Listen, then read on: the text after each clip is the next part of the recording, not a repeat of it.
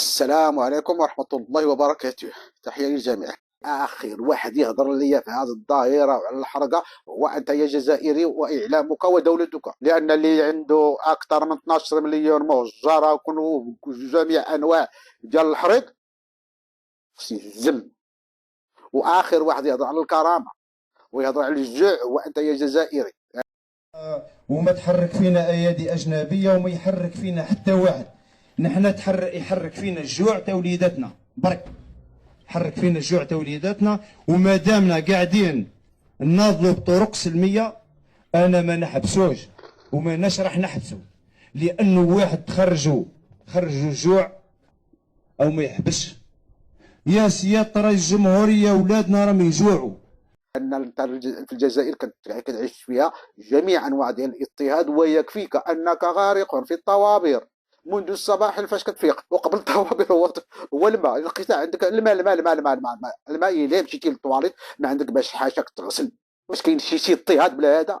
ثم باش تفطر خصك تمشي دير الطابور على الحليب باش تجيب صاص الحليب باش تفطر. ناهيك على الطوابير ديال العدس وديال اللوبيه، والطوابير على الغاز، والطوابير على البنزين، كل انواع ديال الطوابير. واش كاين شي اضطهاد من هذا؟ واش عباد الله جزائري ولا كيتحكم لانه دار لايك على فيديو كيحسبوا النظام الجزائري بانه معارض؟ واش كاين شي اضطهاد بلا هذا؟ واش كاين شي اضطهاد انك تعيش في بلاد موسخه؟ ثلاث دول في العالم موسخه موسخه: زيمبابوي، بنغلاديش، الجزائر. كتعيش في الازبال، البحر ديال خانز فيه ازبال ما فيه حتى فين تعوم، فين تستنشق هي هواء نقي. كاين شي اضطهاد بلا هذا؟ واش البلاد اللي فيها شاب هضر غير على الحرائق وكيهضر مع المسؤولين، ما هضر حتى على الرئيس ديال الدوله، هضر غير على المسؤول اللي هو بسيط، هو الوالي ديال المدينه، ومشي ديتو الحراس؟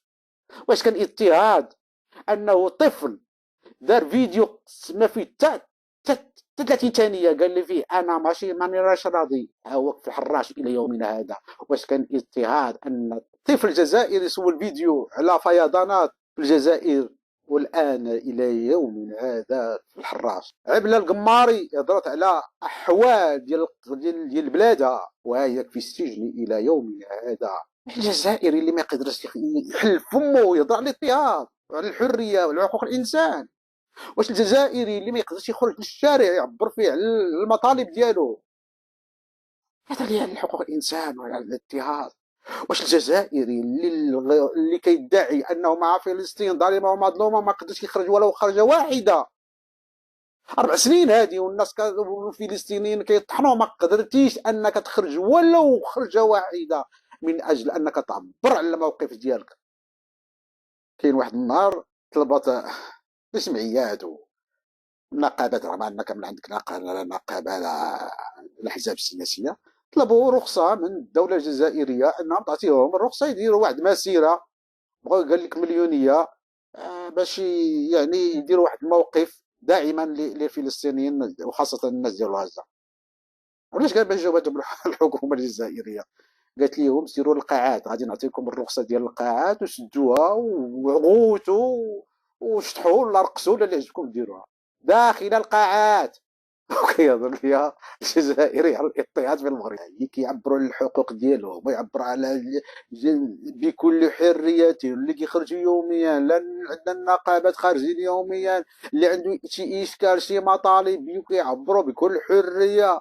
كاينين واحد من النوع المغاربه ساكنين في الشارع دائما فلسطين كيطالبوا بحقوق فلسطين اكثر ما كيطالبوا بحقوق المغاربه بنفسهم. انت يا جزائري تهضر على حقوق الانسان وتهضر على الاضطهاد في المغرب؟ انا والله العظيم الا السؤال اللي كنطرحوه دائما كنطرحوه، منين كتجيبوا ذاك الوجه باش تواجهوا؟ اش كتاكلوا؟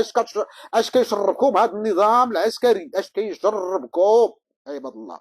انا اشك انه كيدير في شي مصيبه كحله ذاك الحليب، لان اولا النوع ديال الغباء اللي فيكم غير طبيعي بتاتا، وانكم باش توقف طابور ديال نص نهار على ساشي حليب فهادشي غير عادي بتاتا، وانك تكون عندك ذاك الوجه اللي انت غارق في اشكاليه ما وتجي ديرها لي اسقاط. ونقدر نجزم ان هذا النظام كيشربكم شي مصيبه كحله في ذاك الحليب باش يدير جزائري نص نهار على ساشي حليب، راه غير عاديه. ما تكونش ليا انا راه بعض المرات كنمشي للبركه باش نتيري، كنتلاقاو تما 5 د الناس ولا 6 د الناس، كنصاب بالملل. نضطر بعض المرات نمشي لشي كيشي اخر، لان في المغرب الحمد لله على في المشي كتلقى كيشي باش تيري وما تسناش دوك 7 الناس ولا 8 الناس. انت تقدر تسنى كيلومتر ديال الطابور باش الساشي. وهذا النوع ديال الكلاخ اللي فيكم، هذا الجهل اللي فيكم، اللي كيخلي الظواهر الاجتماعيه ويخلي جميع الازمات في بلادو يجي يهضر على الازمات في بلادي، فهذا الشيء راه ماشي عادي نهائيا. فلذلك اقول لك ايها الجزائري، تلها بلادك، واقول لنظامك اللي تحرقت الدنيا، كل الجزائر كلها تحرقت، كتشد فيها العافيه ما كتطفاش حتى كتفرسها حتى كتكمل كل شيء. اللي الناس عندك الان كيعانيو، تحرقت لهم الغابات ديال المنازل ديالهم، تحرقوا لهم الحيوانات ديالهم، المصدر ديال الرزق ديالو. عوض انكم على الاقل تعلموا من المغاربه اننا حنا فاش كان عندنا الزلزال في الحوز درنا ايد في اليد وخرجنا ومشينا، كون واحد شنو جاب، كون واحد قدر يشريها، وكانت قافلات ديال المغاربه مشى غيتنا اخوان ديالنا في الحوز. لذلك تعلموا على الاقل، تعلموا من المغاربه هذه القضيه، انكم على الاقل تمشيو شوفوا ديروا احصاء اش خاص دوك الناس، واش بعدا سكنوا ولا ما سكنوا، اللي طرقت لهم القرى ديالهم، المنازل ديالهم، النحل ديالهم، البهائم ديالهم. شوفوا داك الناس اللي بقاو بدون مصدر رزق، شوفوا واش كلاو، واش شربوا، واش خاصهم، واش خاصهم القياط، شنو خاصهم، بغيتوهم. بما ان الدوله تخلت عليهم، على الاقل ديروا انتم مبادره وتعلموا من سيادتكم المغاربه. هذه هي على الاقل، عوض انك تجي تهضر لي على الظواهر الاجتماعيه اللي حنا كمغاربه كنناقشوها وكندرسوها بكل حريه، بكل حريه وبدون خوف، لا من الحراشه ولا من الحراشه. فسير ناقشوا المشاكل الداخليه ديالكم، شوفوا الخصاص ديالكم، شوفوا الاسباب اللي جعلت ان 12 مليون جزائري هاربه من بلادها البتروليه والغازيه. شوفوا علاش الشباب الجزائري كيقول اللهم نكون اكل ديال الحوت ولا يبقى في بلاد. لان الجزائري فاش كيهرب ماشي هارب باش يمشي للجنه، لا، لان هارب من جهه اللي كيعيشوا فيها النظام الديكتاتوري العسكري الجزائري. فتلحوا في بلادكم احسن لكم. وبما ان الاعلام الجزائري، وبما ان النظام الجزائري واعلامه لا يتكلمون الى المغرب، المروك المغزن القشع، فانا الان هنا ان شاء الله من اليوم فصاعدا انني سافتح كل المشاكل والاضطهاد اللي كتعيشه انت كجزائري، والفقر والعوز اللي كتعيشوه بلادو، والناس اللي ما تقدرش تتكلم في بلادها. انا الان انصب نفسي محاميا عليه، سافتح جميع الملفات ديال الاضطهاد ديال الجزائري منذ التاريخ، غادي نبدا لك من شي شنق الى يومنا هذا. ساحاول بكل ما اوتيت من قوه ان ارجعكم الى حجمكم الحقيقي، والذي هو لا شيء، بالمصادر التاريخية وبالكتب وبفيديوهات وبمصادر من عندكم.